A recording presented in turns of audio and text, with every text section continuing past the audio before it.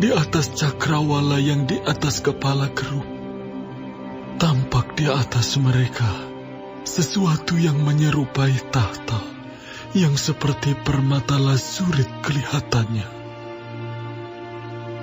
Maka ia berkata kepada orang yang berpakaian lenan itu, "Masuklah ke bawah kerub dari antara roda-rodanya, dan penuhilah rangkup tanganmu dengan bara api dari tengah-tengah kerub itu, dan hamburkan ke atas kota itu." Lalu aku melihat dia masuk. Kerub-kerub itu berdiri di sebelah selatan bait suci, waktu orang itu masuk ke tengah-tengah roda-rodanya. Dan sekumpal awan memenuhi pelataran dalam. Dalam pada itu, kemuliaan Tuhan naik dari atas kerub dan pergi ke atas ambang pintu bait suci. Dan bait suci ini dipenuhi oleh awan itu, dan pelatarannya penuh dengan sinar kemuliaan Tuhan. Suara sayap kerub itu terdengar sampai pelataran luar, seperti suara Allah yang Maha Kuasa kalau ia berfirman. Ia memerintahkan kepada orang yang berpakaian lenan itu, "Ambillah api dari tengah-tengah roda-rodanya, dari tengah-tengah kerub itu." Maka yang berpakaian lenan ini pergi berdiri di samping salah satu dari roda-roda itu. Lalu seorang kerub itu mengulurkan tangannya dari tengah kerub-kerub ke api yang ada di tengah-tengah mereka. Diambilnya sedikit dan ditaruhnya di dalam tangan orang yang berpakaian lenan. Orang ini menerimanya dan pergi. Pada kerub-kerub itu tampak yang menyerupai tangan manusia di bawah sayap mereka. Aku melihat, sungguh, di samping kerub-kerub itu terdapat 4 roda. 1 roda di samping seorang kerub.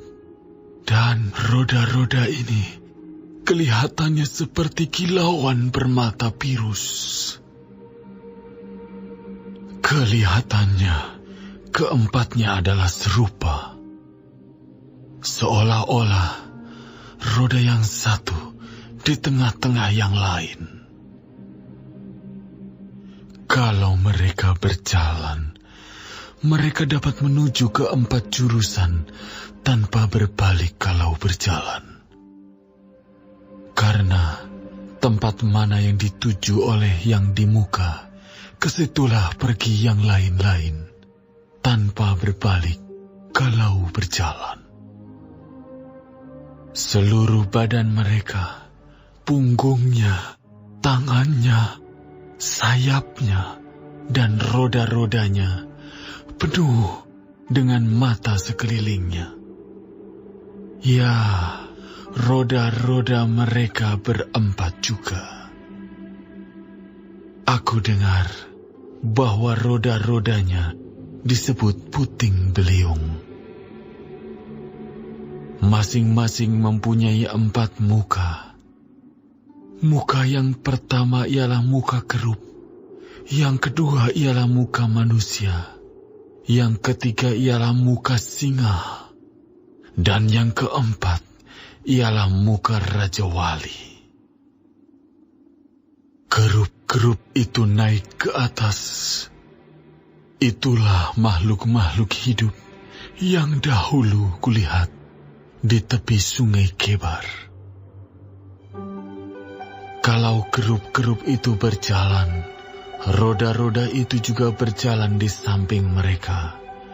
Kalau kerub-kerub itu mengangkat sayapnya untuk terbang dari tanah, roda-roda itu tidak bergerak dari samping mereka. Kalau kerup-kerup itu berhenti, roda-roda itu berhenti. Kalau kerup-kerup itu naik ke atas, roda-roda itu sama-sama naik dengan mereka. Sebab roh makhluk-makhluk hidup itu ialah di dalam roda-roda itu. Lalu kemuliaan Tuhan pergi dari ambang pintu bait suci dan hinggap di atas kerup-kerup. Dan kerup-kerup itu mengangkat sayap mereka, dan waktu mereka pergi, aku lihat mereka naik dari tanah, dan roda-rodanya bersama-sama dengan mereka. Lalu mereka berhenti dekat pintu gerbang rumah Tuhan yang di sebelah timur. Sedang kemuliaan Allah Israel berada di atas mereka. Itulah makhluk-makhluk hidup yang dahulu kulihat di bawah Allah Israel di tepi sungai Kebar. Dan aku mengerti bahwa mereka adalah kerup-kerup.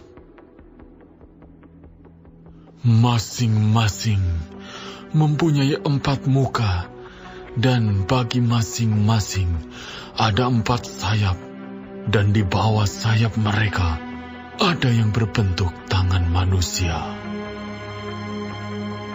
Kelihatannya, muka mereka adalah serupa dengan muka yang kulihat di tepi sungai Kebar. Masing-masing berjalan lurus ke mukanya.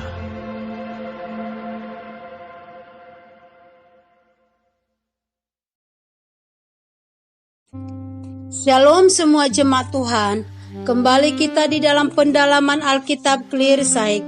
Sekarang kita sudah memasuki kitab Yehezkiel 10. Tuhan Yesus memberkati. Pada masa hakim-hakim, sebuah tragedi yang unik terjadi. Bangsa Israel mempunyai keyakinan bahwa kehadiran tabut perjanjian akan memberi kemenangan dalam peperangan melawan Filistin. Keyakinan mereka ternyata salah dan tabut perjanjian direbut oleh bangsa Filistin. Imam Eli mati karena syok dan cucunya yang yatim piatu secara simbolis diberi nama Ikabod yang berarti telah lenyap kemuliaan dari Israel di dalam 1 Samuel 4 ayat 21 dan 22. Mulai dari masa ketika Daud mengembalikan tabut perjanjian ke Yerusalem sampai Salomo membangun bait Allah, kata-kata di atas tidak pernah digunakan lagi, karena hadirnya bait Allah merupakan jaminan kehadiran Allah di tengah-tengah umatnya. Apa yang dapat kita pelajari dari penglihatan Yehezkiel kali ini? Yang pertama, jaminan kehadiran kemuliaan Allah di antara umatnya tidak ditentukan oleh ada atau tidaknya bangunan gedung gereja, gedung ibadah, namun ditentukan oleh ada atau tidaknya bangunan kesetiaan dan ketaatan umat Allah terhadap firman-Nya. Yang kedua, kehadiran kemuliaan Allah tidak selalu identik dengan kesejahteraan manusia secara fisik. Hal ini dapat dibuktikan di mana kemuliaannya hadir di tengah-tengah bangsa Yehuda yang sedang dalam penghinaan dan penderitaan di tepi sungai Kebar. Yang ketiga, berdasarkan kebenaran pertama, ketika kemuliaan Allah tidak hadir, maka yang hadir di tengah umatnya pasti murka Allah di dalam ayat 2 dan 7. Umat Allah tidak mempunyai pilihan netral, kecuali mengalami kehadiran kemuliaan Allah atau mengalami kehadiran murka Allah. Kebenaran-kebenaran di atas menyatakan secara tegas kepada Kristen bahwa prioritas utama dalam pembangunan gereja Tuhan adalah pembangunan kehidupan jemaatnya yang setia dan taat kepada Allah, selalu hadir dalam gereja Tuhan serta terpancar kepada masyarakat melalui keberadaan gerejanya di tengah-tengah masyarakat.